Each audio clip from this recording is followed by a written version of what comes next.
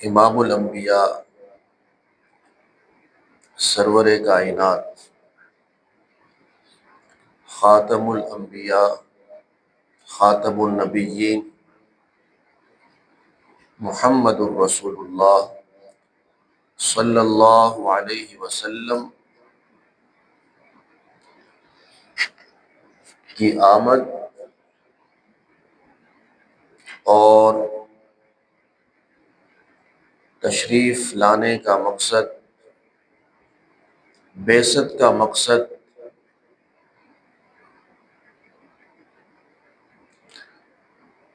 یہ نہیں تھا کہ آپ صلی اللہ علیہ وسلم اس لیے تشریف نہیں لائے تھے کہ آپ صلی اللہ علیہ وسلم کا پیدائش کا دن منایا جائے۔ آپ کے آنے کا مقصد قطعاً یہ نہیں تھا۔ آپ صلی اللہ علیہ وسلم تشریف فرمائے، ایک طرف عورتیں بیٹھی ہوئی ہیں، آپ نے ایسے پردہ کیا ہوا عورتوں سے، ایک طرف آپ بیٹھے ہیں، دوسری طرف عورتیں بیٹھی ہوئی ہیں، خواتین بیٹھی ہوئی ہیں۔ پردہ اس لیے کیا ہے کہ آپ انہیں نہ دیکھیں اور وہ آپ کو نہ دیکھ سکیں، درمیان میں پردہ ہے۔ آپ صلی اللہ علیہ وسلم نے ایک پیالہ منگوایا، اس میں پانی ہے، اس میں اپنا ہاتھ مبارک ڈبویا اور اس پیالے کو ان عورتوں کے پاس بھیج دیا، کہا کہ ان کو پیغام دے دو کہ وہ بھی اپنے ہاتھ اس پیالے کے اندر ڈبو لیں، ڈال لیں،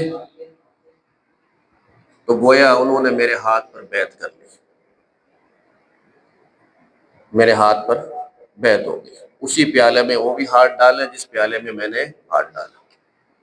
پھر آپ صلی اللہ علیہ وسلم نے اسی پردے کے نیچے سے ایک اپنا چادر مبارک اپنی اس طرف بھیجی اور ایک ہاتھ سے اس کا ایک کونا خود پکڑ لیا اور خواتین کو پیغام بھیج دیا کہ وہ بھی ساری اس چادر کے کونوں کو پکڑ لیں، گویا انہوں نے میرے ہاتھ پر کیا کر لی؟ بیعت کر لی۔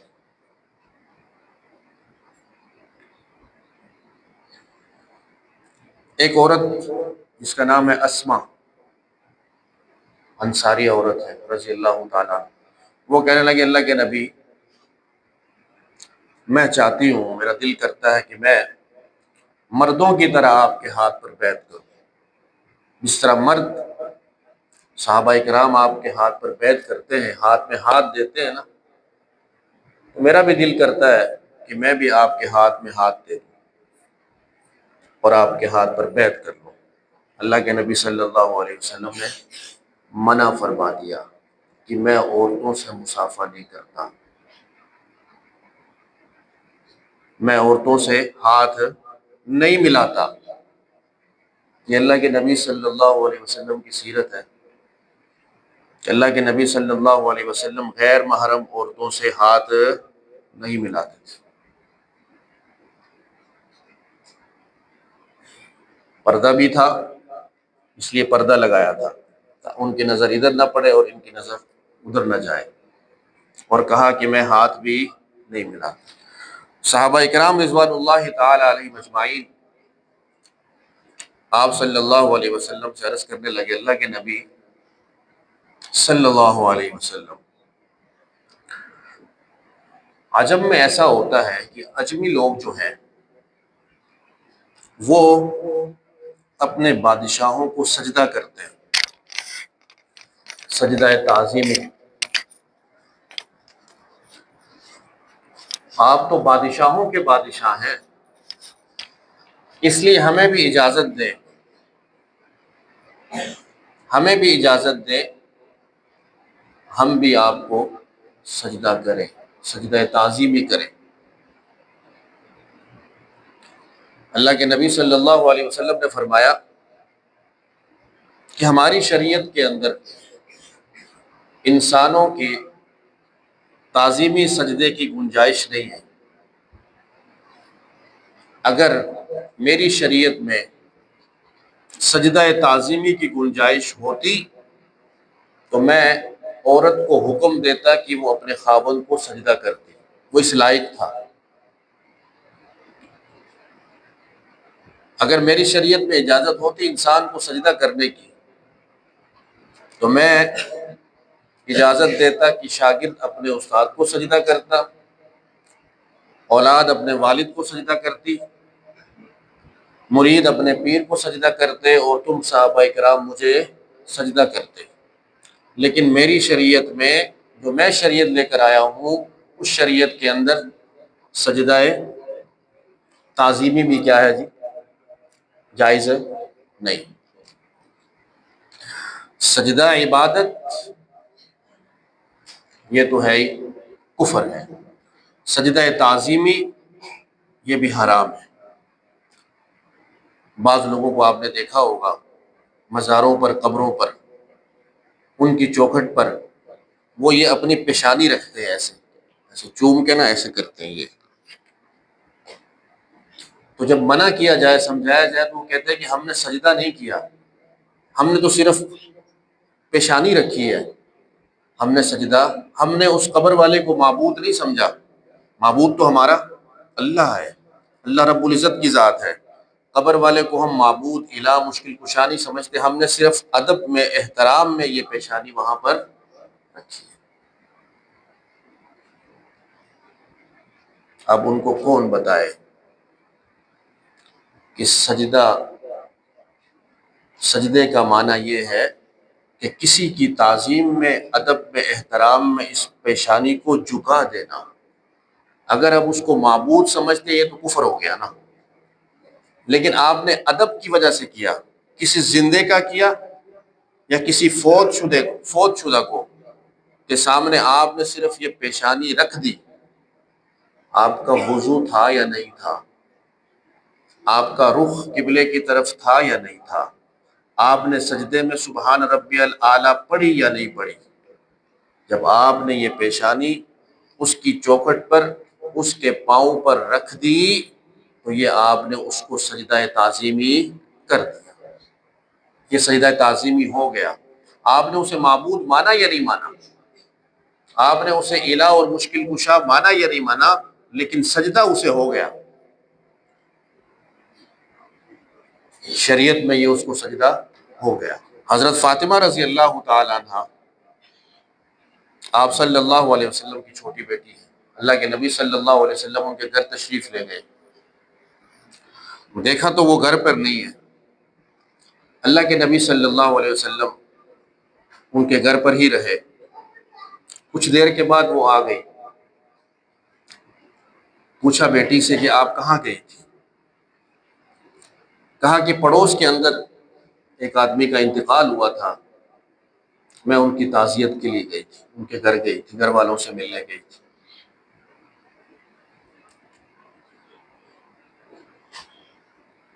اللہ کے نبی صلی اللہ علیہ وسلم پوچھ رہے ہیں کہ آپ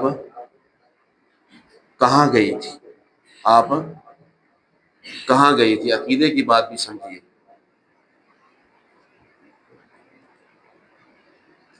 جسے سب کچھ پتہ ہو، ہر چیز کا علم ہو، وہ پوچھا نہیں کرتا، وہ پوچھا نہیں کرتا۔ جو عالم الغیب ہو، اسے ہر چیز کا علم ہو، ذرے ذرے کا علم ہو، اسے پوچھنے کی ضرورت نہیں ہے۔ عالم الغیب ذات صرف کس کی ہے؟ اللہ رب العزت کے ساتھ، اللہ کے علاوہ ذرے ذرے کا علم کسی اور کو نہیں، اللہ نے نہیں دیا کسی کو۔ قرآن کی آیت ہے، انبیاء اتنے ہی جانتے ہیں جتنا اللہ نے ان کو علم دیا، بس ہر چیز کا جاننا یہ میرے اللہ کی صفت ہے۔ سورۃ نمل میں اللہ نے فرمایا قُل لَا يَعْلَمُ مَن فِي السَّمَاوَاتِ وَالْأَرْضِ الْغَيْبَ إِلَّا اللَّهُ وَمَا يَشْعُرُونَ أَيَّانَ يُبْعَثُونَ۔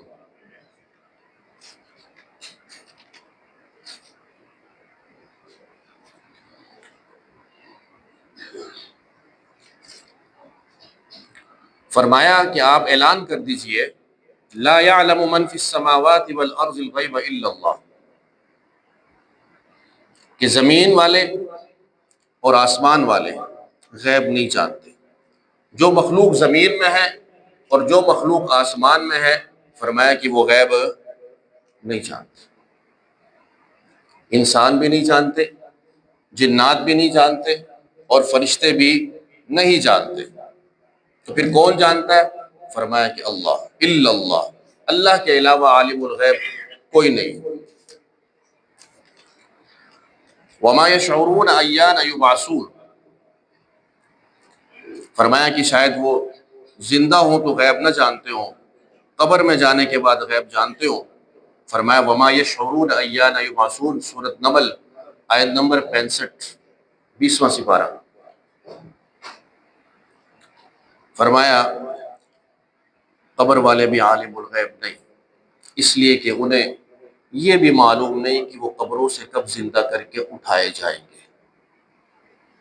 قبر والوں کو یہ بھی معلوم نہیں کہ وہ قبروں سے کب زندہ کر کے اٹھائے جائیں گے۔ شیخ القرآن مولانا غلام اللہ خان رحمۃ اللہ علیہ فرمایا کرتے تھے، جو آدمی فوت ہو جائے، قبر میں چلا جائے، اس کو تو اپنی جان کا نہیں پتہ ہوتا، تو سارے جہاں کا کیسے پتہ ہوگا؟ اسے اپنی جان کا پتہ نہیں، تو پھر سارے جہاں کا پتہ کیسے ہوگا؟ یا تو کہتے ہیں کہ پیر صاحب کی بلی بھی غیب جانتی ہے، وہ میو میو کرتی ہے، جتنی دفعہ میو میو کرتی ہے اتنے گھر میں مہمان آتے ہیں، کوا کہاں کہاں کرتا ہے تو گھر میں مہمان آتے ہیں۔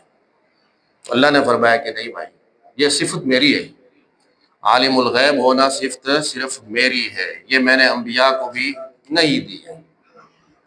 اللہ کے نبی صلی اللہ علیہ وسلم نے اپنی بیٹی سے پوچھا کہ آپ کہاں گئی تھی؟ جو پوچھے وہ عالم الغیب نہیں ہوتا۔ کہا کہ میں ساتھ والے گھر گئی تھی، ہمسایوں کے گھر، ان کے ہاں فوتگی ہوئی تھی، تعزیت کے لیے گئی تھی۔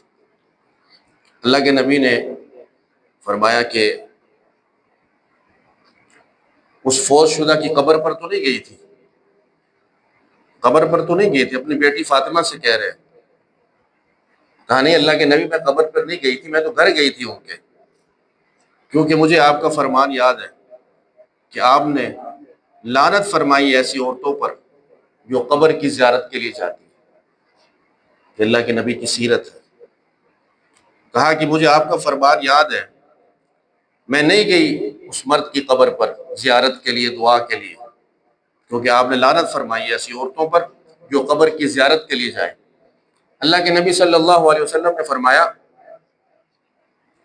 کہ آج تک تو آپ نے میری یہ بات سنی، یہ فرمان سنا، اگلی بات بھی سن لو، اگر آپ اس کی قبر کی زیارت کے لیے چلی جاتی تو کل قیامت کے دن آپ جنت کی خوشبو بھی نہ سونگھ سکتی۔ یہ فاطمہ سے کہہ رہے ہیں، ان کے بابا کہہ رہے ہیں، امام الانبیاء کہہ رہے ہیں، محمد الرسول اللہ صلی اللہ علیہ وسلم فرما رہے ہیں کہ اگر آپ اس برد کی قبر پر چلی جاتی زیارت کے لیے تو آپ جنت کی خوشبو بھی، ہاں جی، سیدۃ نساء اہل الجنہ، جنت کی عورتوں کی سردار کو آپ صلی اللہ علیہ وسلم فرما رہے ہیں۔ آپ صلی اللہ علیہ وسلم نے نبوت کا اعلان جب کیا، صفا پہاڑی پر چادر ہلائی، کپڑا ہلایا، لوگوں کو بلایا، جمع کیا، لوگ آنا شروع ہو گئے، آواز دی، جو نہیں آ سکتے تھے انہوں نے اپنے نمائندوں کو بھیجا۔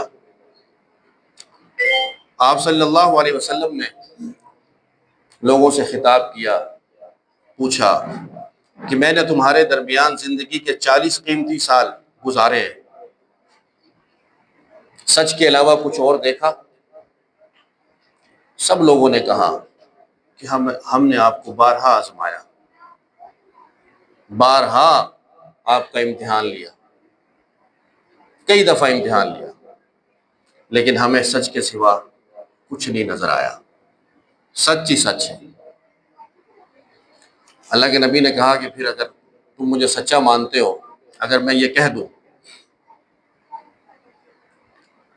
کہ جس پہاڑی پر میں کھڑا ہوں اس کے پیچھے سے ایک لشکر آ رہا ہے، وہ تم پر حملہ آور ہونے والا ہے، تو کیا میری اس بات کی تصدیق کرو گے؟ مجھے سچا مانتے ہو نا، مجھے سچا ہی پایا ہے، تو کیا میری اس بات کی بھی تصدیق کر دو گے؟ تو سب لوگوں نے کہا اگرچہ وہ لشکر ہمیں نظر نہیں آ رہا، لیکن آپ نے کہہ دیا ہے تو ہماری آنکھیں غلط ہو سکتی لیکن آپ کی زبان غلط نہیں ہو سکتی، ہم آپ پر اعتبار کرتے ہیں، یقین کرتے ہیں۔ تو کہا جب تم دنیا کے معاملے میں یقین کرتے ہو، اس بات کا یقین کرتے ہو، مجھے سچا مانتے ہو، تو کہا پھر کہو قولوا لا الہ الا اللہ تفلحوا، سب کہہ دو کہ اللہ کے علاوہ کوئی معبود اور مشکل کشا نہیں، دنیا میں بھی کامیاب ہو جاؤ گے، آخرت میں بھی کامیاب ہو جاؤ گے۔ اب تک سچا مان رہے تھے، ایک زبان تھی سب کی، جیسے اللہ کے نبی نے کہا لا الہ الا اللہ، پتہ کیا ہوا؟ سب سے پہلے جس شخص نے آپ صلی اللہ علیہ وسلم کو بد دعا دی وہ آپ کا میلادی چچا تھا، آپ کا میلادی چچا تھا، جس نے سب سے پہلے میلاد بنایا۔